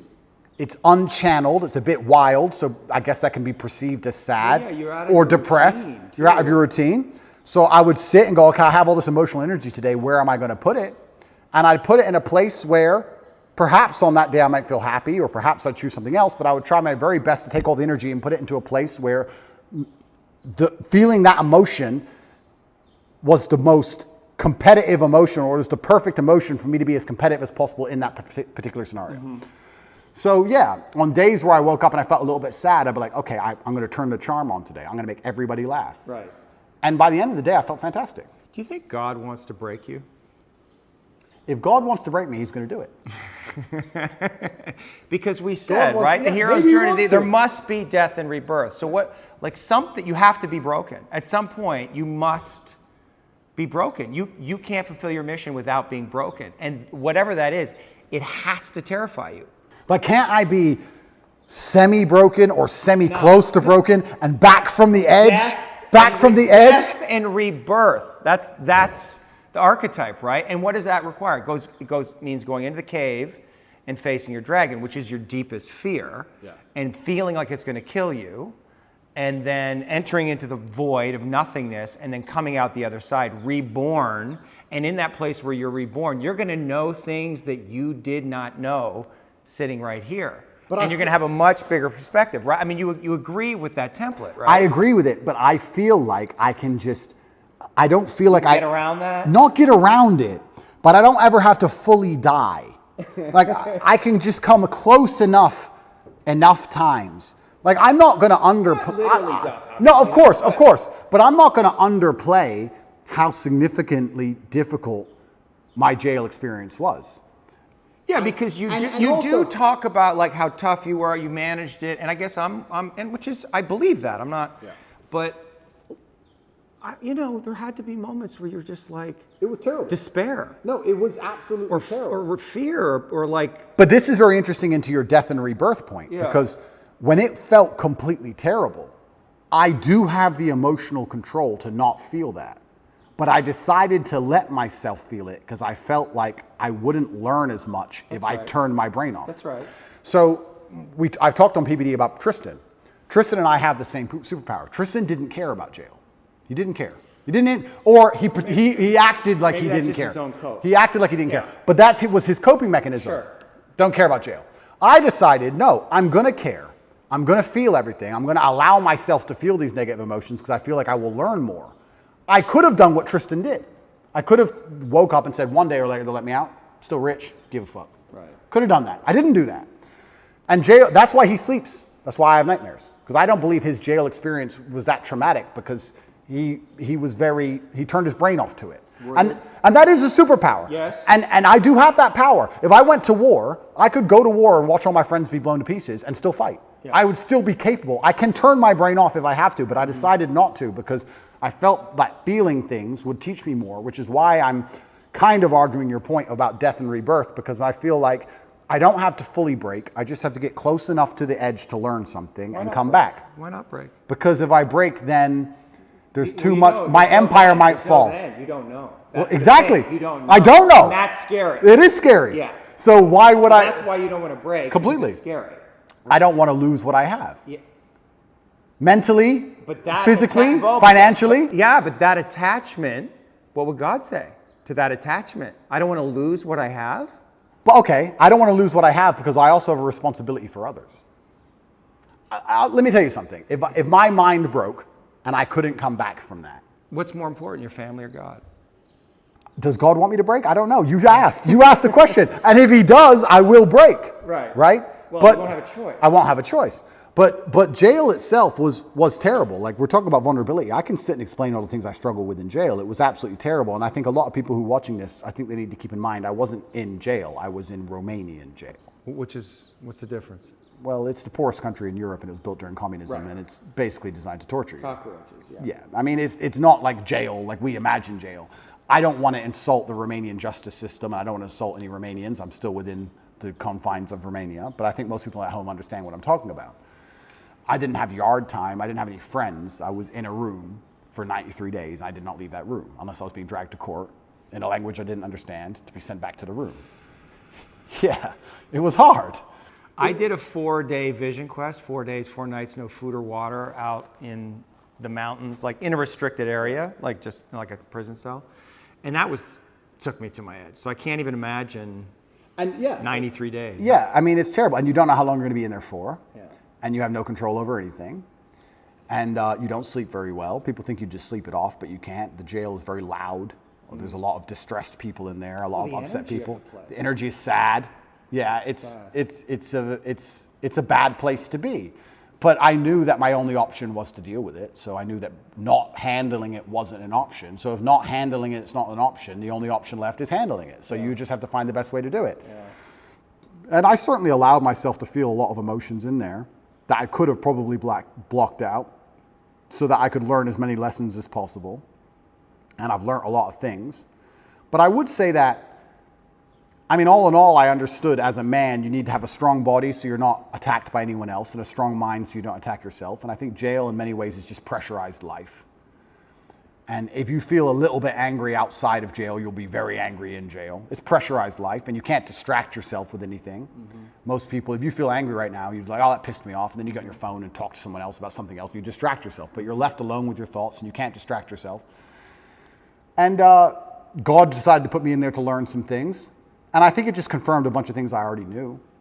And I think it was a chance for me to prove to him and to prove to myself I'm not full of shit. And I think that was... Did you worry that you were full of shit? Never. But it's good when you get tested. No, but this is actually the truth. Top G, right? It's a name, it's a nickname, blah, blah, blah, Top G. The basic premise behind it and why I'm idolized by all these young men especially is I'm Top G, the number one G, the guy who can do anything. He's the guy. I never for a second when I was saying it didn't mean it. I never for a second when I was saying it thought I was full of shit. Mm-hmm. So God was like, okay, let's find out if he's full of shit. Right. And I was placed there and I was like, all right, this is a chance for me to prove to myself and prove to God and prove to the man watching to the prison guards and prove to everyone else, my ancestors, that I'm not full of shit. I had a sense of duty in there and I feel like I performed it exceptionally. Mm-hmm. And it doesn't matter if they kept me in there for 3 months or 3 years or 30 years. I have to perform. That's who I am. And I will default to rationalizing, as you said, whatever it takes. I will come up with any rationale and I will say it in any way which is interesting and engaging and convincing enough to the outside world and to myself to install it in my brain that allows me to compete. That's just what I'm going to do because I don't want to lose anything ever. Yeah. And life, perhaps if we want to extrapolate this out, perhaps God's trying to break all of us. Maybe life is a big competition of who breaks last. I would actually argue, and I said this before, that the number one indicator of a man's success is his ability to deal with stress. I don't think it's IQ. I don't think it's physical capability. I don't think it's anything. If you take a man who can deal with a bunch of stress, he's going to be more successful than a man who can deal with less stress. How much stress you can put up with has a direct correlation to the kind of life you're going to live. Most people who want my life don't have my life because they couldn't handle my life. Yeah. That's why. They go, I want to be like Tate, I want fast cars and private jets and all these girls and all these kids and all blah, blah, blah. But they couldn't handle it. They couldn't deal with the pressure of it, which is why they'll never get there. Because even if they get anywhere near it, they'll have a mental breakdown. Right. So how big your life is and how successful you are in the physical realm is directly linked to how much stress you can deal with. And perhaps God's trying to break all of us. He's trying to find all of our limits. I think most people at home watching this probably have something going on in their mind right now or something going on in their lives that might break them. Yeah. To me, it would be nothing. To them, it's a big deal. Yeah. So God's out here to break all of us, and I want to be the guy who breaks last.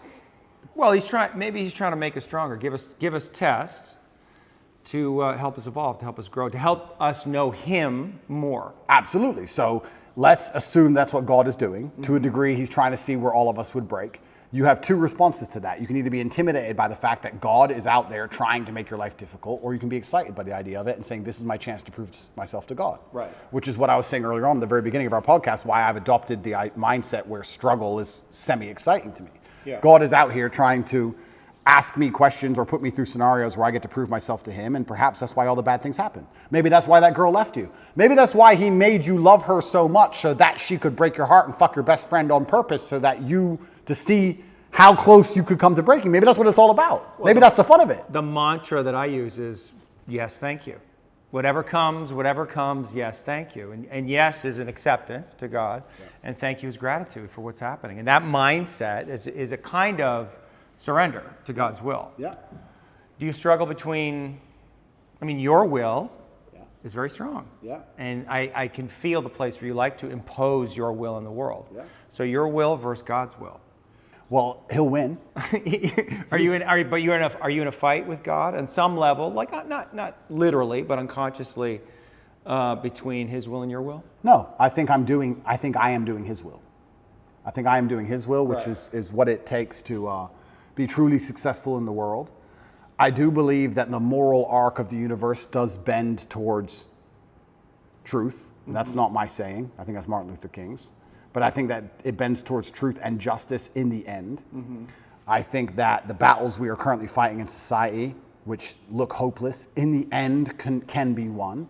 And I feel like I am doing His will by standing up and telling the truth. I think I'd have to be a complete coward of a man to end up having all of the masculine youth of a planet paying attention to every word I say, and then say, oh, but if I tell them good things, if I help them and help the world by extension, I might get in trouble. That'd make me a bitch, and that's not who I am. So I think if you give any man worth his salt that degree of power and influence and responsibility, he's gonna stand up and say, okay, this is how you should live as a man, and this is how you can make the world a better place. Unless he's afraid of the repercussions by the evil people, by the people who are on the other side who are genuinely evil and satanic, who are out to destroy good and truth. And I'm not a coward. I've never seen myself as a coward. And in fact, we don't talk about vulnerability. The number one thing I could never exist as is a coward. I think you want to talk about my biggest fear. It would be knowing I'm a coward. Seeing myself as a coward and being very realistic and knowing I was actually a coward. I couldn't accept that because I feel like I would be disappointing all of my ancestors and God. And I would have been full of shit all the time I was talking. Now I'm a fake. Now I'm a liar. And I'm none of those things. When I say to the camera and I sit here and talk about depression not being real, I mean what I say because I've lived enough shit to tell you that if depression was real, I would have been depressed. And people know that, which is why they listen to me in the first place. I would hate to look in the mirror and know I acted like a coward on that scenario. I can't be that person. So courage is the highest virtue, I think. You think so? Courage, love. Well, I like to think of myself as a man with plenty of love in his life and a very loving man. I also like to think of myself as an extremely brave person. I've never been a coward. And even just the idea of being a coward is enough to motivate me to do nearly anything. So if you were to try and, here we go, vulnerability. If you were to try and manipulate me, how could you manipulate Andrew Tate, one of the smartest people on the face of the planet? Well, you would have to try and convince him that it was the only brave act. That's how I could be manipulated. Interesting. Now, I allow manipulation to find out where my enemy wants me to go, use my mind to break the trap, punish the perpetrators.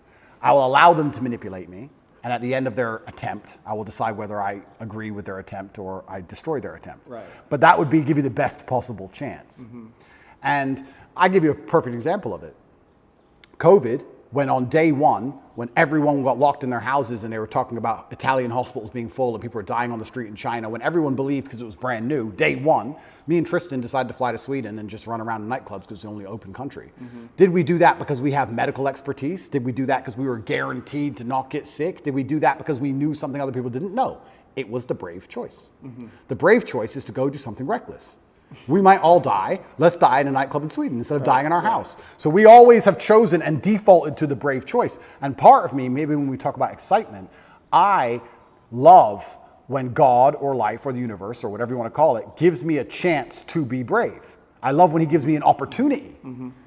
Here's your chance to be brave, Andrew. Here is your chance to show you are that guy.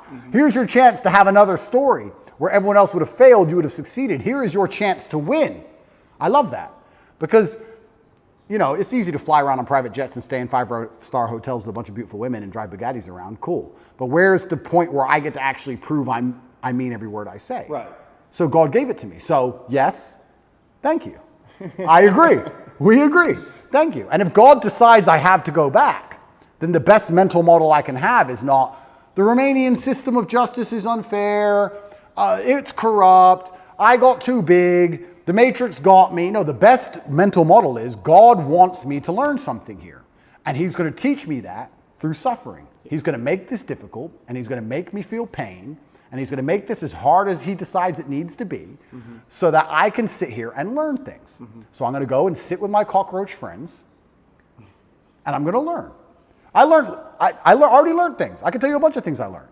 Even physical things. I would hunt cockroaches in the dark. At night. I would stand near to kill them. I'd stand near the wall and I'd measure out a palm strike directly, exact measurement, so I didn't hurt my elbow or my hand, to the wall. And I'd just sit and just wait. And I'd hear them crawling. And in nearly pitch black, I could hear one in front of me. Bam! I got to the point where I could kill them. Ninja for real. I was like, I'm learning shit in here. Right. So that was fantastic. I learned. Did you learn anything about yourself?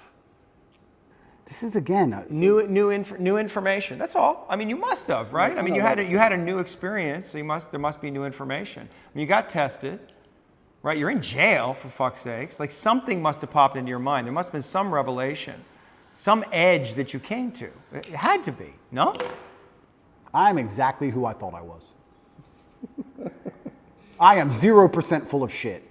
I'm exactly who I thought You're I was. 0% full of shit? If you would have told me, Zero? if you would have told me before I Not went, like 0.1, before I went 0.5? to, before I went to jail, before they put me in that dungeon, in the dark, with the cockroaches, if you would have told me how I would react to that scenario, I would have said to you, I would have suffered and it wouldn't have been nice, but I would have refused to break, and I would have been the kind of person who sat there and endured and emerged more powerful than ever before. That's what I would have said. Yeah. And that's what I've done. Yes, yes. That's exactly what I've done. So But that's not the question. no, it's not. There may be a side order of nightmares. I learned, I've never had nightmares before in my life. That surprised me. But they're here now. That's life. I learned that, I guess. I learned that when I got out of jail. I didn't have nightmares in jail, which is strange. I had nightmares when I got out. Maybe it's fear of going back. Don't know. Yeah. But what else did I learn about myself? I had already pre-decided and had already told the universe how I would act in said scenario. This scenario was not a scenario I hadn't discussed or didn't believe could happen to me. I had already analyzed, if this happens, what are you going to do? It was a pre-designated plan. And I just followed the plan I had already laid out for myself when I had already psychoanalyzed myself without my qualifications. I had already decided what I must do, so I did it. Yeah, yeah. And I was able and capable of following the plan and following through. Yeah. So I'm not a liar. I'm 0% full of shit. Right. I hear you. And if I was full of shit, I would sit here. Nightmares, though, but there's something. It's not full of shit, but just the something happened. Oh, completely. Right, because you're having nightmares now, so something is going on. Yes. That you don't like. Understand. That's all I'm getting at. That's completely true. I performed exactly how I needed to perform and how I knew I would perform. So when I talk about being top G and mental control and depression is not real, everything I say is true. I performed exactly as I could. And I should. There is a side effect, which happens to be these nightmares. But my attitude towards the nightmares is, yes, thank you. Good. I don't want them to go away. They will go away when whatever needs to be dealt with is dealt with by my own mind. And like I said, if anyone else could fix them for me, I would not allow them to, because I believe it is my lesson and it's my pain and my trauma and it's mine to deal with. And if I have to keep them forever, I'll keep them. I am not afraid of feeling negative. I'm not afraid of it. I'm not afraid of having nightmares. I don't wake up going, I want to feel good. I don't care. So if I have to feel miserable, it doesn't bother me. I don't see why. In fact, I'm going to change that. I don't see how you can put such importance on how you feel as a man, because it makes you non-competitive. Well, but it makes you, what it does is it brings you into presence. And presence is the most powerful quality that you can have as a human being.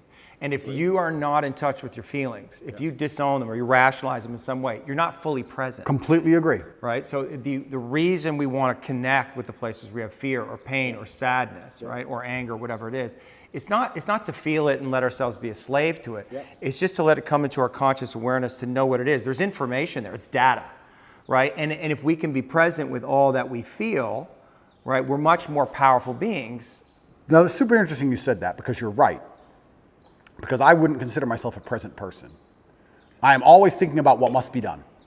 I'm thinking about Interesting. Always. That you would confess that. I'll You're confess. not a present person. No, I'm not present. If I'm present in the moment, I'm either on my computer talking to someone else millions of miles away or dealing with something else, or I'm doing this podcasting about how I have to spar afterwards, and then I've got a friend coming at 8:15 tonight. Why are I you have to see. present? I'm not present because things must be done, and they must be No, organized. well, okay. I am not competitive if I'm present. I need to do things. Now, I'll agree with you. You're right. I'm very rarely present. But here's my frame for presence, right? The reason I'm not all the way present, which is all the way here, is because there's something here that I don't want to feel. No, I would say there's two scenarios in which I am very present. And we'll talk about them in a second. But I'm not a very present person. But I have sacrificed the idea of feeling presence and feeling happy in the moment for, let's say, absolute capability and legacy. But would you agree that being more present would give you more power? In certain scenarios. Well, look, I think that might be the reason I love fighting so much, because that's the only time I feel present. Right. Because I have to be right there, because one, I'm in pain, and two, if I'm not, I'm gonna be asleep. Are you not present right now? I am. Are you present with me? I'm paying attention. My brain's on. I'm paying attention. Let your brain go and see what happens. I Just am. be here with me and don't stop thinking. Stop thinking. I can't stop thinking. Stop thinking. I You can't stop thinking. If you can't stop thinking, you don't have control over your mind. All right, cool. So I stopped thinking, but And just be in the place where there's no thinking. Sure. And just feel yourself, who you are, and see what happens. Yeah, and I believe I am. But I'm saying generally in life, I wouldn't consider myself a present person. I'm not the person who is enjoying the moment. But I am now because I'm focused. But now I'm focused. But do you see the difference in the quality of the interaction we just had? But what's it? Okay, let me ask Do you. you see the difference, though? I do. Yeah. And how did that feel? It felt fine. But what's the difference? Fine. What's the difference? But what's the difference? But weren't we more connected in some way? Isn't there more possibility to get to something deeper or something more truthful there when your mind is not constantly running? But I haven't lied to you. I'm not saying you've lied to me. Yeah. I'm not saying you've lied to me. I just said there's other levels, there's other layers, right? Is there? Is there? You get to it. That's why you fight. It's what you said, because it gets you out of your mind, fully in your body. And when you're fighting, you're in that zone. Some of their focused. intelligence opens up, though. Yes. You're doing things. You can feel that guy, and you can miss the punch and react. you don't even know why. Correct. Right. And so that is available all the time if you're willing to get present. Does life require that degree of focus? Not focus, presence. I know they're slightly different. Maybe I see them as the same. I don't see myself as a particularly present person. I do enjoy the presence of fighting. I do enjoy the presence of driving fast cars very fast. Right. I'm thinking of it, just so you understand my mental model, when I think of guys, and I do know some who are like enjoying the moment, I very rarely enjoy the moment. Does that make sense? I don't ever, I'm sitting around and I'm like, yeah, I look around and go, I'm having fun. That's just not how my brain works, ever. That feels sad to me. Yeah, but this is the thing. Perhaps it is. I don't know. I'm not going to say it is because I don't feel sad about it. But let's imagine it is sad. I have no fear of feeling sad. If someone were to say to me, Andrew, you're going to enjoy the moment less because you're constantly preoccupied with running an empire that most people wouldn't believe is as large as you say it is, even if you told them. And you're going to have unlimited offspring who adore you. And you're going to have unlimited female interaction from women who truly would die for you. And you're going to be one of the most respected men on the planet. And you're going to have street cred in every city from Baltimore to Berlin. And you're going to end up going through all these trials and tribulations. And they're going to talk about your name after you're dead for hundreds of years. But you're not going to be present in the moment. Would you take that? And I would say, yes, sir, I would. Give that to me. I can't be present because there's too much happening. How can I be present?